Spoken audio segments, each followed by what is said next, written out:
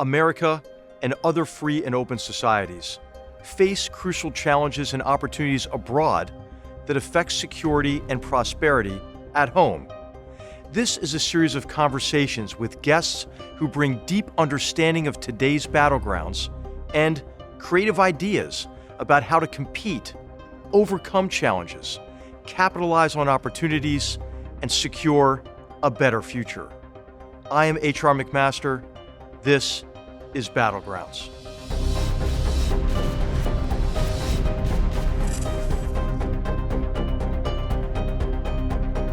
In today's episode of Battlegrounds, our focus is on Italy, an American ally on Europe's southern frontier. Our guest is Mariangela Zappia, permanent representative of Italy to the United Nations in New York. Prior to her current appointment, Ambassador Zappia was diplomatic advisor and G7 through G20 Sherpa to Prime Minister Paolo Gentiloni, the equivalent of the U.S. National Security Advisor. She has been the first woman in her country to hold this position, as well as the first woman ambassador of Italy to NATO and the UN. Ambassador Zappia brings an invaluable perspective on Italian and European affairs, as well as deep experience coping with difficult challenges and fostering international cooperation at the highest level.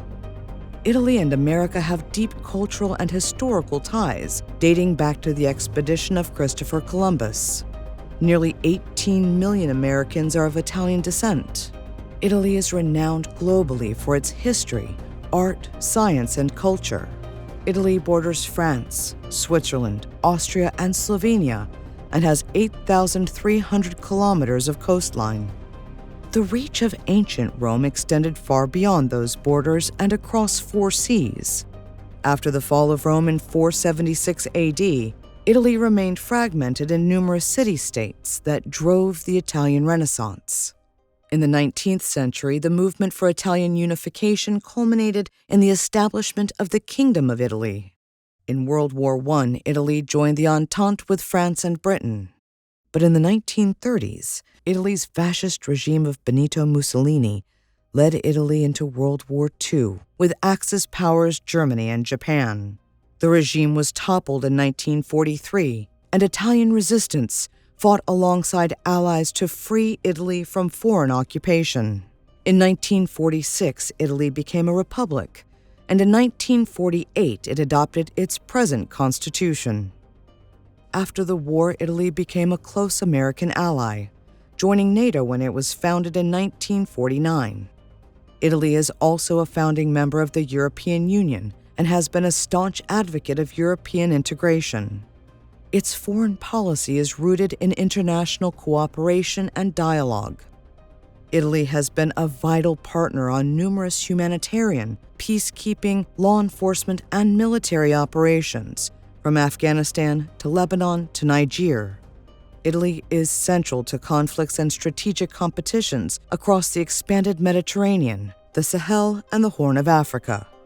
Italy is a primary entry point into Europe for refugees and migrants fleeing hardship and political instability in the Middle East and Africa. We welcome Ambassador Zappia as Europe emerges from the COVID-19 pandemic and economic recession to discuss issues that predated the pandemic, including jihadist terrorism, mass migration, the rise of nationalism and Euroscepticism, and increasing tensions with China and Russia. Mariangela, welcome to Battlegrounds. I would like to begin by telling you what a pleasure it was to serve with you when we were both national security advisors, and how much I appreciated in particular your kind hospitality, especially in Taormina at the G7 in 2017. I don't know if you noticed that I'm wearing the tie that you gave me to commemorate that occasion. And of course, we had a great time with our fellow national security advisors in that small club of ours. But it is wonderful to see you. Thank you for joining us for this episode of Battlegrounds. Thank you very much, and HR is really a pleasure to see you again. And thank you very much for inviting me to this conversation. And indeed, Battlegrounds is a strong title, and it's true that sometimes diplomacy too looks like a battleground. And I have to say, right now it looks really like a battleground where we're all trying to fight a really insidious, invisible enemy, which is this virus. But it's really a pleasure to be back to some conversation with you, and I'm looking forward to the opportunity to exchange views in such an interesting time with you. And Taormina, it was a beautiful occasion indeed. It was also it was the first G7 for this administration, for this U.S. administration, for President Trump. We were all very curious of this new administration, and here we are 4 years later. So it's really a pleasure to have this conversation. Thank you for inviting me. Well, thank you for making the time, Mariangela. And I know that our viewers are looking forward to hearing your perspective on the challenges and opportunities we face. And I thought we might begin across the Mediterranean from Italy in Libya. I know it's an area that we spoke about often. Italy has paid a price for instability there as a 9-year-long war has generated refugees and made Libya a transit point for those fleeing violence in the G5 Sahel region of Africa, where there are over 3 million refugees, internally displaced people who are at tremendous risk. And so what can you tell our viewers about this? Why should not only instability in Libya and the Sahel? Well, we start with a very important area for Italy. The geostrategic relevance of the Mediterranean for Italy is clear, and the situation in Libya especially is a national priority for us. And it's very easy to understand why. Geography, history, culture makes the Mediterranean this crossroad and the beacon of civilization, where Italy is naturally projected, physically projected. At the same time, the Mediterranean has always been at the center of a much larger geopolitical contest, where interests of great powers converge, trends and threats originating from a broader arch are reflected and in a way also amplified. Italy has always approached this concept of the enlarged Mediterranean as a central pillar of its foreign policy and projection. And indeed, if you look at our commitment to the stabilization of Iraq, for instance, in order to defeat ISIS, or our presence in Afghanistan as a security provider, you will understand why. To us, these are not faraway places disconnected to the developments in our neighborhood. In 2015, ISIS reached the shores of Sirte, which is in Libya, on the Mediterranean, and declared it would march to Rome.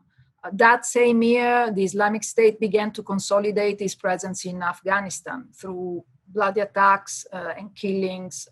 So these helped trigger a mass wave of migration towards Europe and of course towards Italy, since we are really the border of Europe.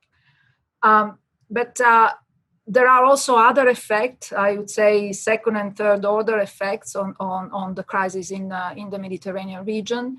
And these are of a magnitude in a way that we could not imagine until now. So what we see today in terms of the institutional weakness in Libya have not only brought terrible violence inside the country, but have also led us to the brink of regional war.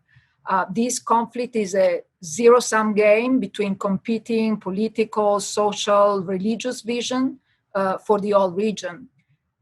But the regional powers behind these competing visions have no realistic chance of exercising a cultural or political hegemony by themselves, and they know it.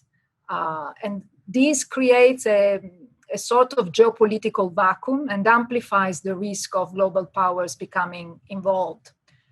This is why the Libyan conflict is so dangerous, and certainly a reason for the US to care about what happens there. Italy is not a great power. We are a great country which is well acquainted by history and geography with the difficult task of building a Mediterranean order. predicated on seeking convergence of interest, not conflict and no zero-sum game. This is why I would say one of the hallmarks of our foreign policy is the ability and the willingness to engage in dialogue with everybody. Sometimes we are criticized for this. There is a sort of criticism. Where is Italy going? Why is Italy talking to this and that? And this happens inside and outside Italy.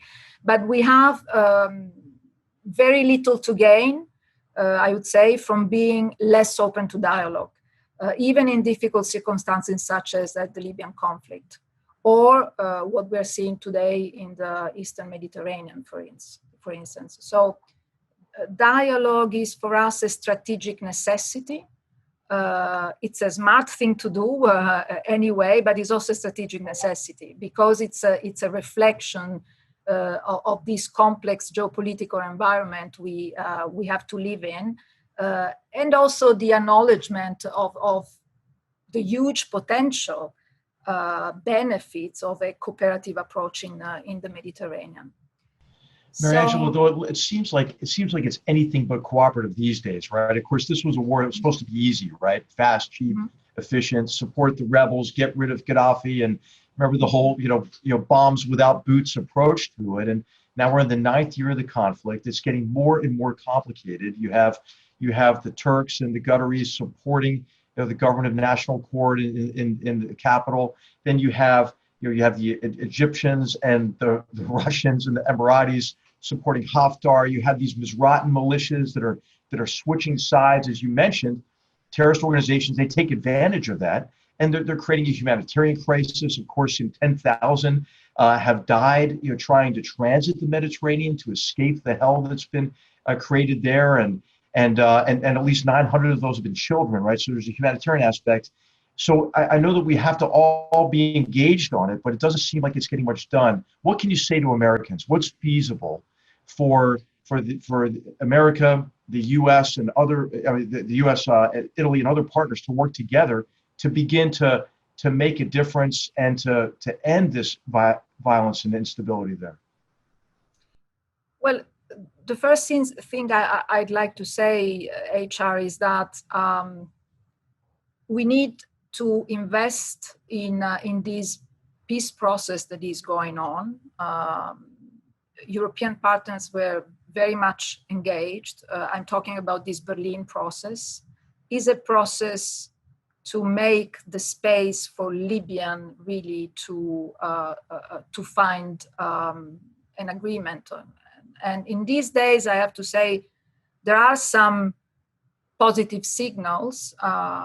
There is a ceasefire in place. There are a lot of diplomatic efforts going on. And I think we have all of us together, we are talking a lot with Washington also on this, all of us together really push the parties to engage in this political process. So there is a window of hope in Libya right now.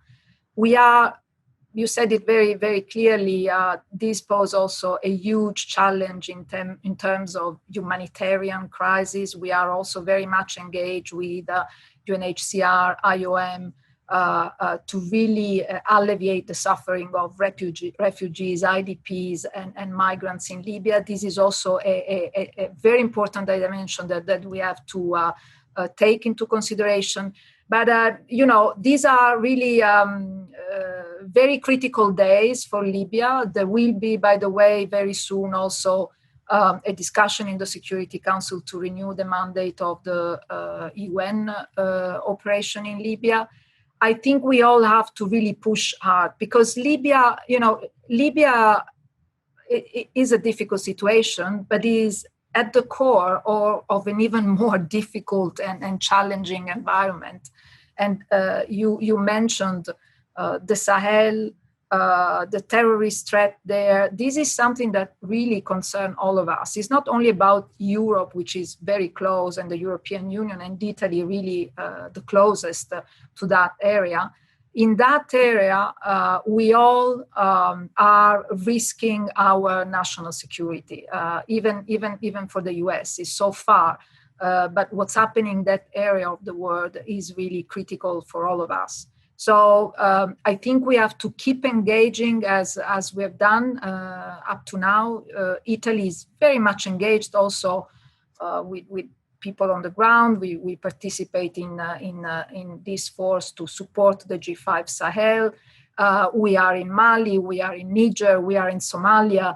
As I was saying, this has to be seen as an arch of instability, which is really challenging not only Africa because it is in Africa and Europe because it's close, but what's happening there is lawlessness, is really the failing of states and the space really for terrorism and all sort of traffic and criminality to really win the ground. And if we go back to what we did together in 2015 with the coalition, for instance, which is really to me one of the most successful example of how we can work together, not only among very close allies as we are in the NATO alliance, but also, the concept of an enlarged partnership to fight a common enemy. I think really the coalition was one of the last examples that it is possible to work together when you identify clearly which is the objective and how to fight it. I think we don't have to lift the pressure. This remains the big challenge. Again, we have to continue being present in the area, and of course we all are grateful also for the US to take attention to the area. It's far.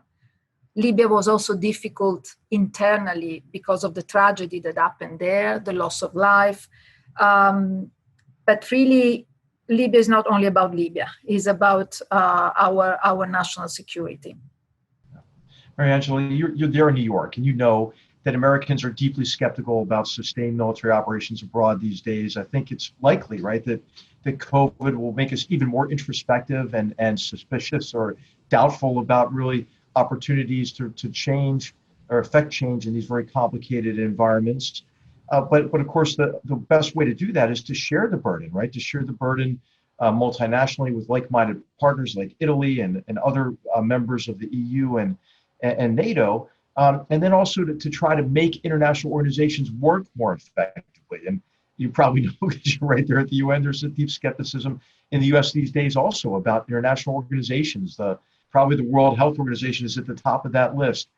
You spent your career really trying to make these multilateral organizations work effectively. What advice do you have for Americans? What is the value of international organizations? How should we regard them?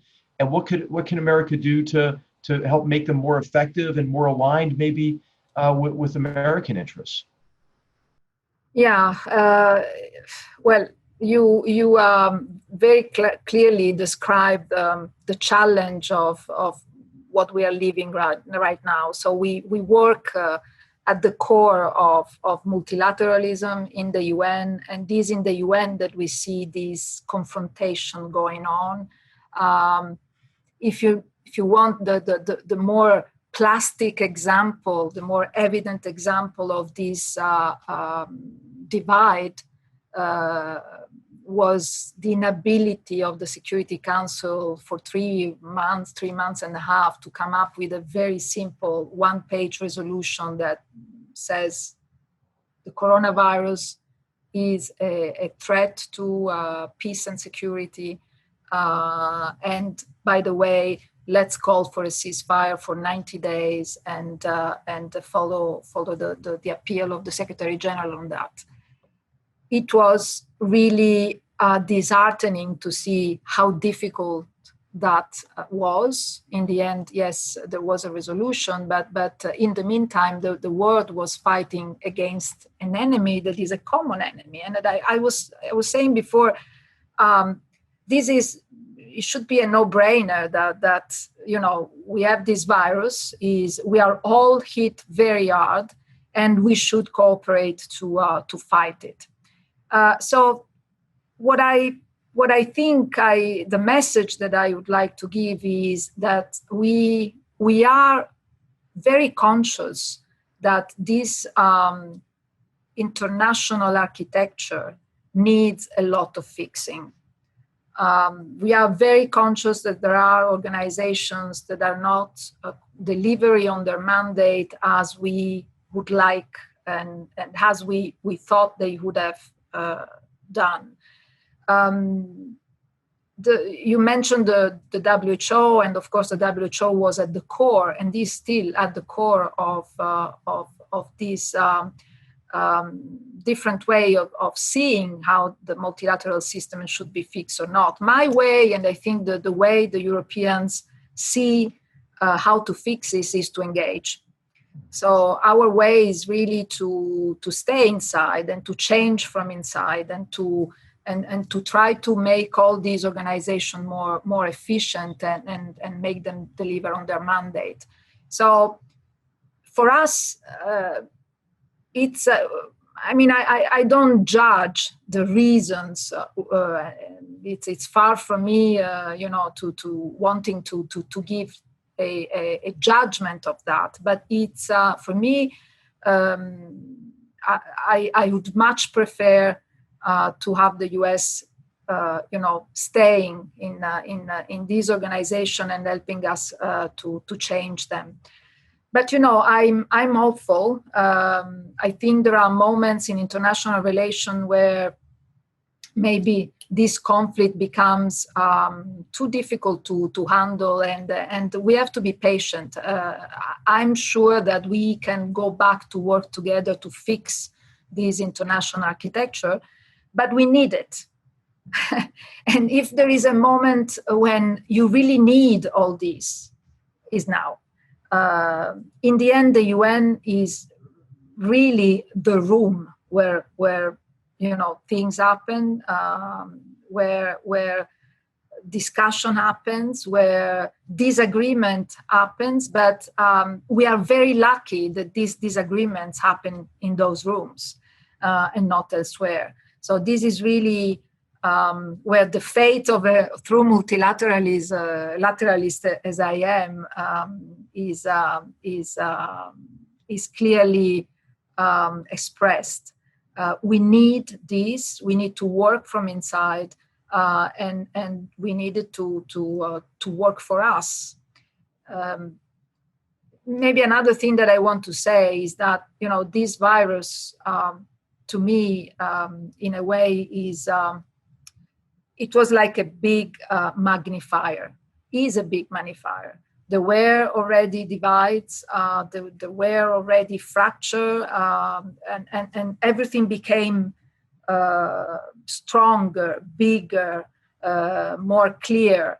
And there is another thing that, as a result, we can see very, very clearly, is that no one can be alone in the fight against this virus. There is no going solo. There are no national solution to that. We are all so connected.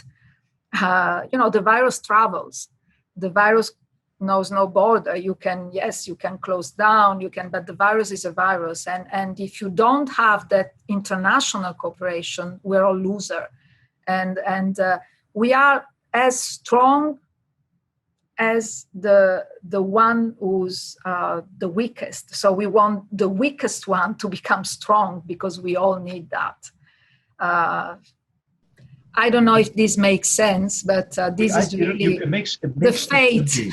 Right. I think, Mariangela, I think in the 90s, after the end of the Cold War, everybody thought there's just like a prize for membership in international organizations, right? You had all this, kind of heady language like global governance. And I think we just kind of forgot that we have to compete within international organizations to advance our interests, because some countries, unfortunately, aren't there to cooperate. They're actually there to undermine, oftentimes, the very purpose of those organizations. And so I think you're making a strong case for engagement and competition, as well as cooperation within international organizations. And I know you spent a lot of time at NATO, and strengthening the alliance there. And Italy, of course, a charter member of NATO. And I've had the great privilege of serving alongside great Italian soldiers in many places in the world, principal among them in Afghanistan.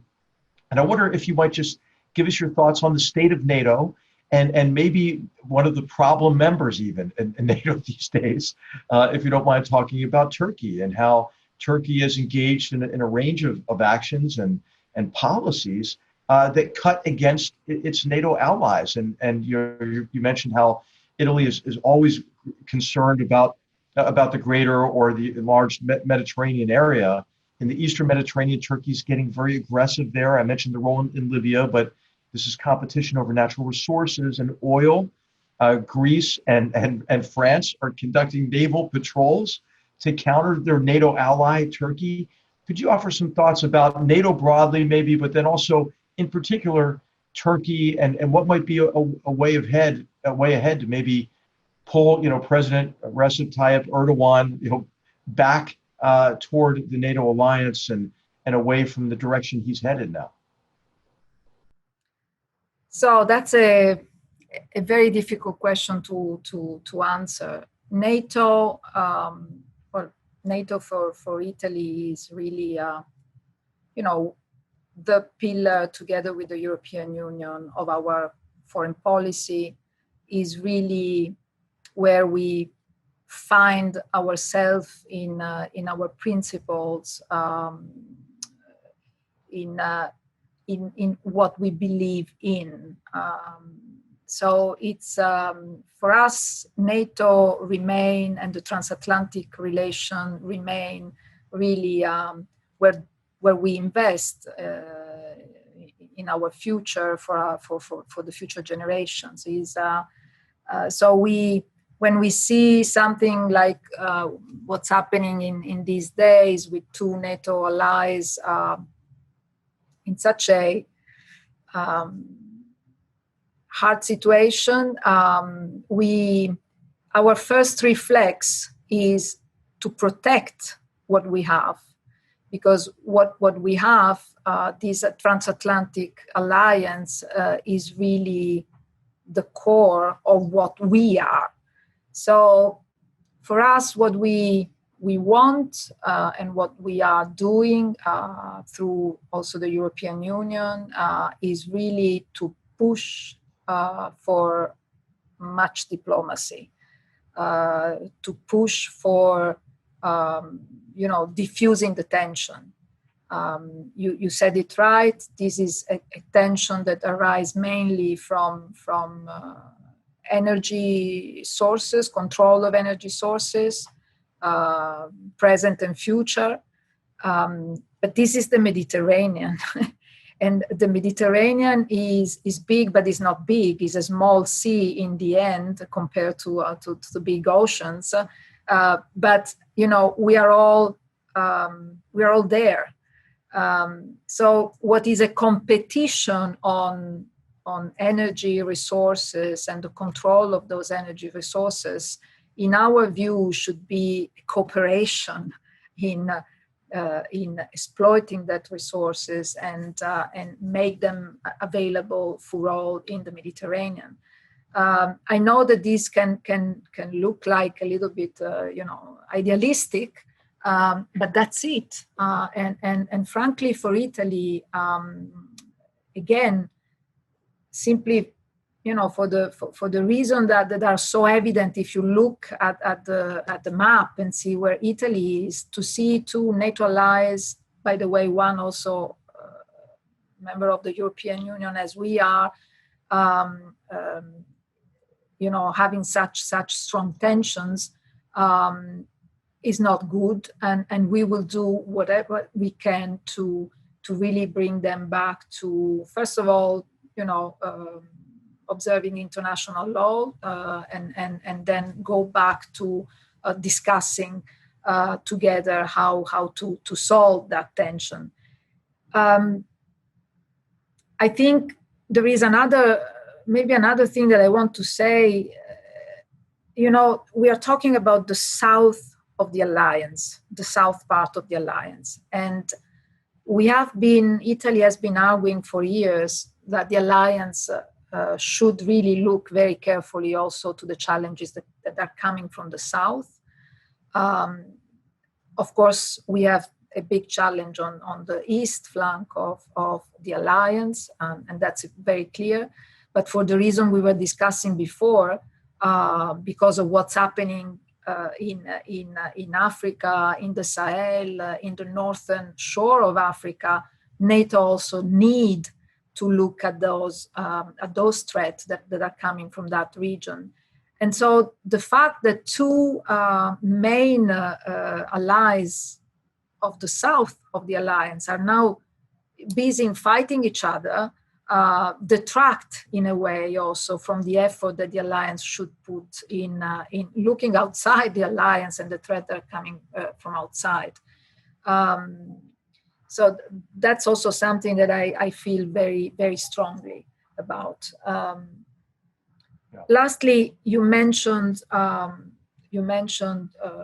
think, the investment that we want to do in the alliance, and we have been in talks not only with administration but also with the Obama administration before about how the US feel that European allies should contribute more, should really, and we are in the process of really maintaining our engagements from the Wales summit, and we are all of us trying to really stick to those engagements and reinforce our.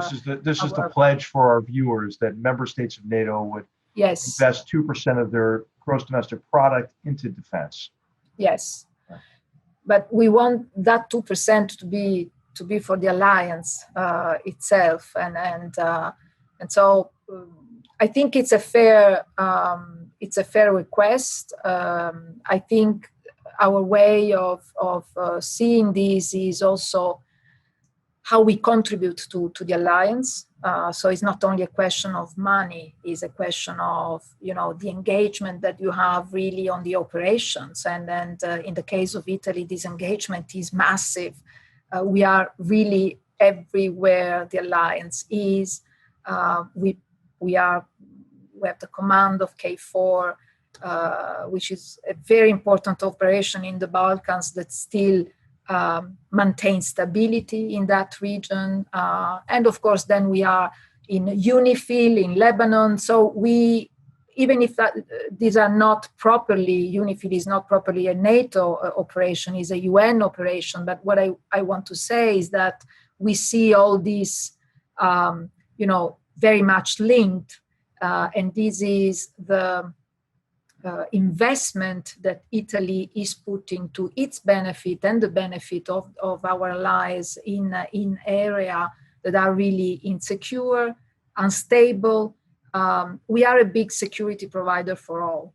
So we think that our engagement is not only our quota, but also what we put really concretely in those operations.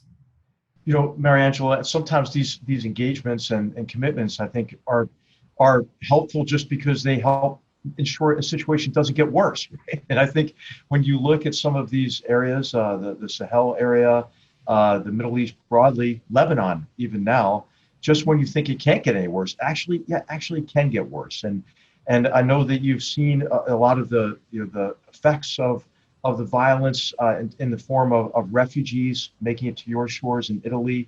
I know that that's put a strain on Italy economically, but also to a certain extent socially and politically as well. I know you were just back in Italy.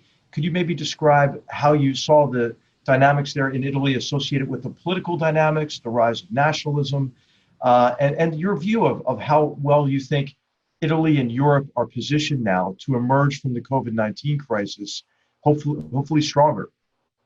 Yes. First of all, the first part of your question about this pressure, massive pressure that was put on Italy first, but also on other European countries. But of course, Italy was hit, and is right now in these days because of what's happening in the Mediterranean. Again, we have a pressure. was extremely destabilizing. We are the border of Europe. These are not only our borders, but these are the southern border of the European Union. So for us, what is very important to understand, and this is where really we put a lot of political, diplomatic pressure, is that we have to share the responsibility, because we are responsible also for these people. We cannot leave these people simply die in the Mediterranean waters trying to cross the Mediterranean, but it's a shared responsibility. So I think in the end, while of course migration and flux of mixed flux, because this is also one challenge, you don't know who's coming on a boat. You don't know if this is a refugee or a migrant or someone who's escaping specific challenge and situation. You cannot know. So you have to take these people and try to help them. At the same time, you cannot put such a pressure on your social fabric. And this is exactly what's happening, but not only in Italy, it has been happening all over Europe. And maybe this started really in 2015 with the big flux of refugees from Syria, mostly, coming from the east and putting such a pressure on Germany, for instance. And the very courageous, I have to say, act by Chancellor Merkel to open to these people, but that had a very high political price, because you put a pressure on the society, because all of a sudden racism, discrimination, xenophobia, all the old ghosts that in Europe in the end were very much at the core of two world conflict, reappear. It's a challenge. We have to face it together. There's no way that we can handle this alone. And again, you cannot just close the border. In our case, it's simply impossible. We have water all around. You cannot. But there is after many years of discussions in the European Union, I think we are really close to agreeing on a new European Union policy on migration and asylum. And I really hope that this policy will be, as we see it, a way to share among us. Unfortunately, I have to use this word, the burden of big migrations and refugees flows. At the same time, it's very complex. You have to work a lot to improve the legal migration. I mean, let's not forget that migration is also a resource, a big resource. We need migrants. We need migrants simply because our demography, Italy is a country that is becoming old. We also need workforce, and so we need that. And so we need to increase and make the legal migration possible and ordered. It's a very complex, really very complex issue. And we feel a lot about it, not only because we are, hit in the first place, but also because we were migrants ourselves.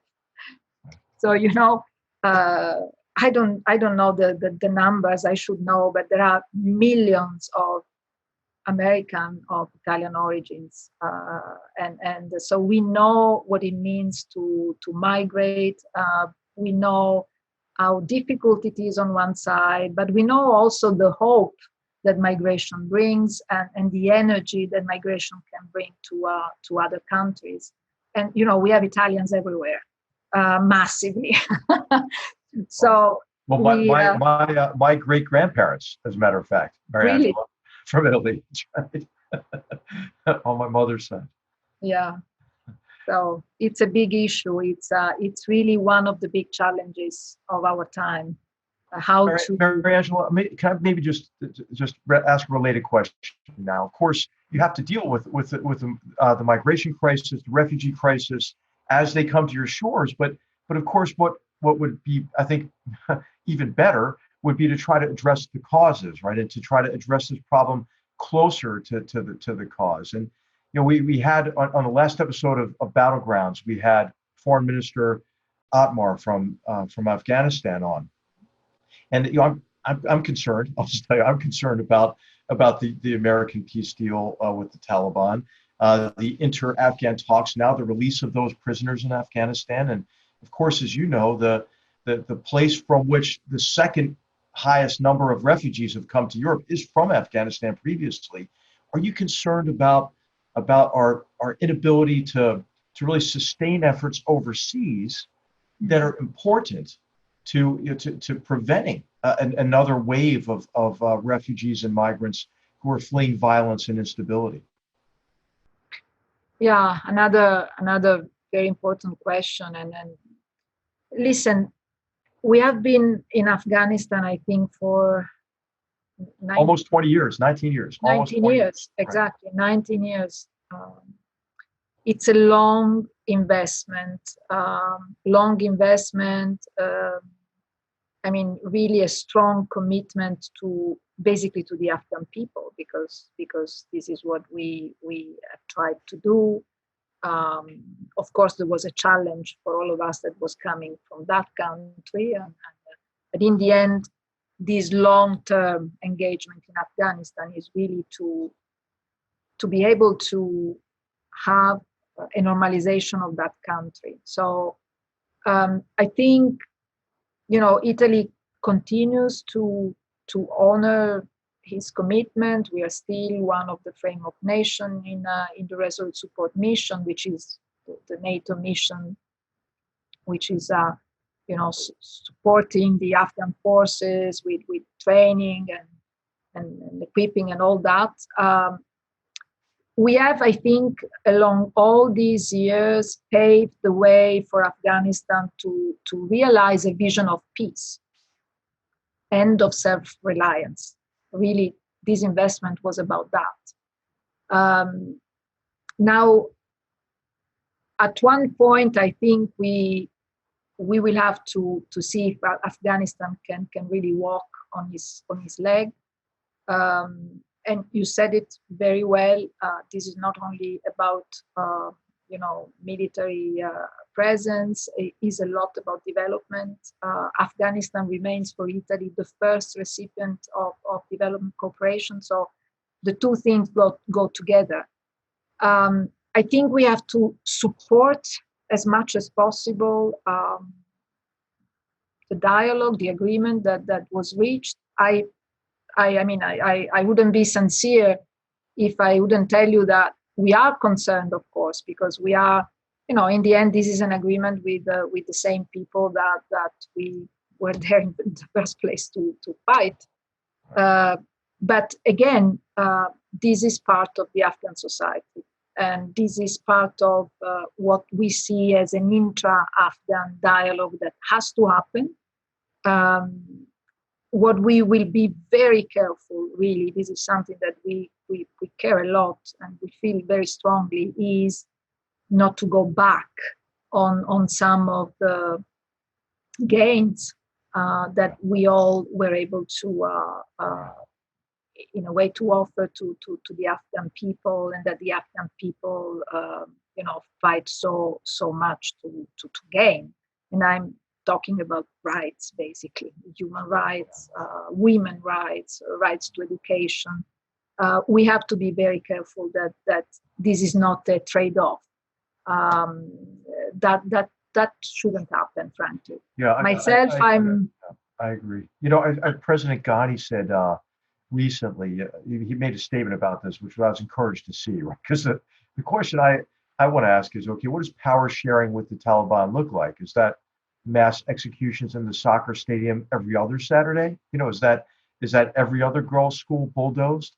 So I think you make an immensely important point that we shouldn't be a party to seeing the Afghan people lose what they've gained, those hard-won gains that we all fought for together since 2001.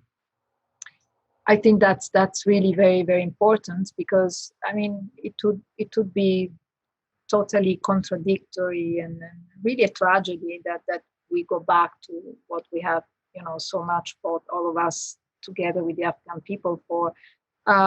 Then anyone can give his or her small contribution. Myself, I'm here, member of a group of friends of the Afghan women, for instance. There is a very, very strong Afghan ambassador here in the UN. She's a woman, and we will monitor.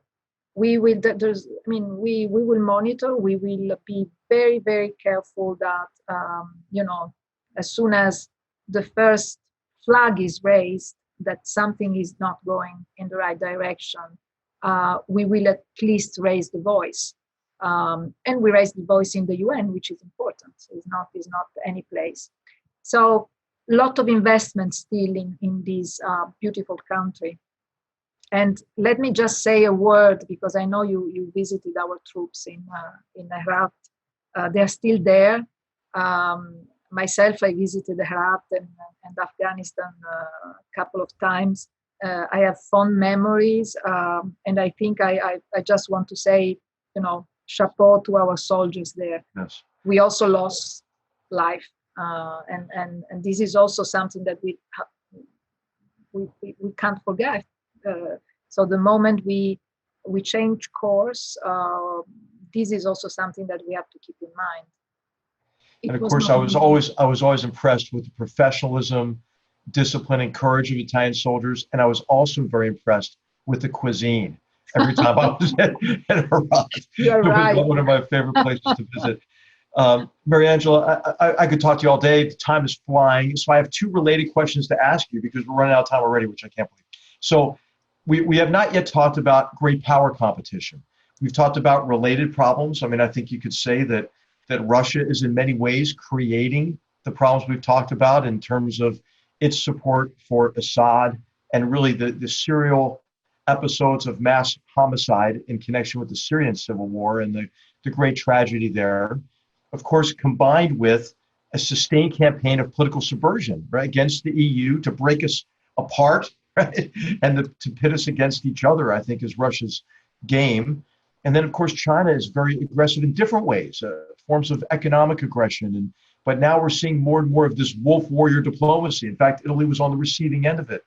And so what advice do you have for all of us to be able to compete more effectively against these powers that I think in the case of Russia is trying to drive us down, and I think in the case of China trying to draw us in and co-opt and coerce us in a different way, and then isn't the best defense maybe for us to strengthen our own relationships within Europe and the transatlantic relationship? So, I mean, your thoughts broadly on the great power competition, and then what is your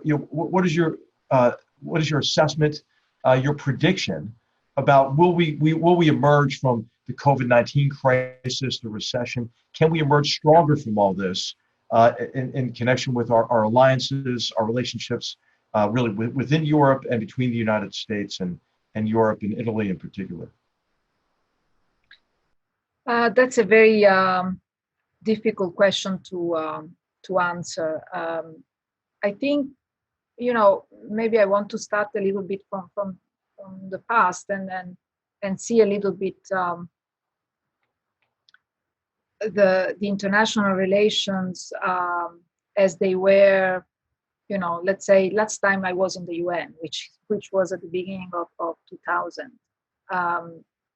It was a totally different world, of course. There was one power, one superpower, the US, and everything was quite easy here. I mean, we could really tackle issues and do it together and all that. And then a number of things have happened. I would say that the biggest bonus to this way of seeing the international relations was 2014 and the illegal annexation of Crimea and all of a sudden, seeing again what can happen in Europe. Of course, in 2008 there was Georgia already. It was a first sign, and I think that from that moment everything was put in question again, and we entered the phase of competition, of a totally different environment, and then the virus came. I'm really simplifying, but then the virus came, and the virus came already when all these divisions were there. China raising hugely economically, expanding its influence in Africa, in Asia, everywhere, putting a lot of, investing a lot, in fact, in its own expansion. And then you have the virus, and everything is even more difficult and contentious and fractured. So the true multilateralist that I am will tell you that we cannot go. We cannot go continuing that way. That would be destructive for all of us. What I think is that there are moments where something happened that makes things even more difficult, and I think we are in that moment. But we have to invest for the moment after, the one where we will be able really to start again understanding how to handle this complexity. Right now, what I feel is a sort of disorder. If you see what I want to say, it's very difficult to handle these tensions. I believe it would be much easier the moment we come out of this crisis, of this health crisis, which is not only an health crisis, it's an environment crisis, about diversity crisis, a social crisis, an economic crisis. Let's hope that we find a solution to fight this virus, and then we will have to engage. We will have to engage China and Russia. I think I know that I'm a total European Union fan, and I see the world through those lenses. But frankly, this crisis has demonstrated that the EU, maybe because we are old Europe, maybe because we have that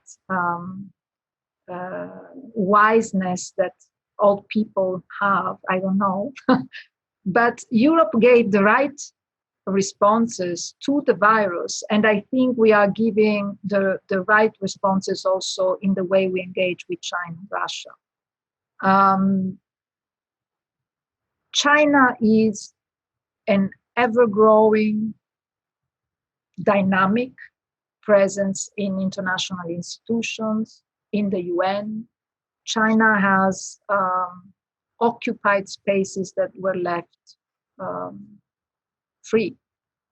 Wherever there is a void, they come. And they come because they understand that this is the best way to defend their own ideas and their own vision. So they have a different vision of multilateralism, but they have a different vision, but they play the same game. So we need to play that game too.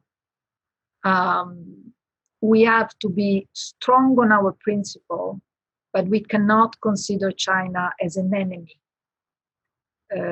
And I believe in that respect, the EU, as I was saying before, is striking the right approach, I hope. We will see, but which is an ambitious agenda of the EU-China political dialogue based on transparency, reciprocity, spanning from trade to human rights, maritime security, So for the EU, China is in a way simultaneously a cooperation partner in different policy areas, a negotiation partner.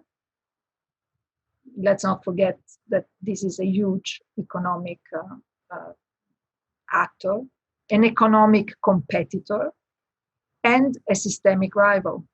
So you put all this together, and you have to deal with this systemic rival. Yeah. And then there is a question of values, and I think in the end we have to fight for our values. We are respected if we are fighting for our values. So we cannot compromise on human rights, but we cannot even compromise on fair competition, for instance. So there are no differences in the way we feel about China. Maybe the difference is in the way we handle such a big country, and for Russia, well, a little bit the same, but Russia is a European country also. So Russia is in Europe. Russia is part of our, not only physically of our region, but is also, we share history. We share a lot with Russia, and of course, what we don't like to see is a country that tries to divide us. That's really a little bit what then is happening, and we have to fight that very, very forcefully. Again, with Russia, we have what we call the double track approach. We are very firm on sanctions, for instance, and I think sanctions have to remain until this big bonus is not repaired in one way or the other. At the same time, we need to engage them. It's much more complicated. There is an energy discourse that we can have that concern Europe and the source of energy coming from Russia. So it's complex, but we have to engage those countries. Mariangela, I think what's going to be important as we emerge from this crisis is for us to be confident, right? For us to be confident in our democratic principles, institutions, our processes, and our values. And I know I'm emerging from this conversation much more confident because I think we can draw confidence from who our friends are. And we have a great friend in Italy, a great friend in the EU, and you've done so much across your career to strengthen that relationship, our relationship.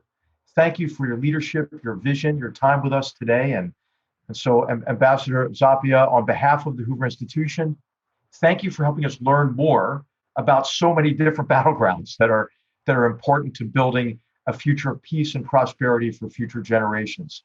What a pleasure it's been to be with you. Thank you so much. I really enjoyed the conversation as usual with you, HR.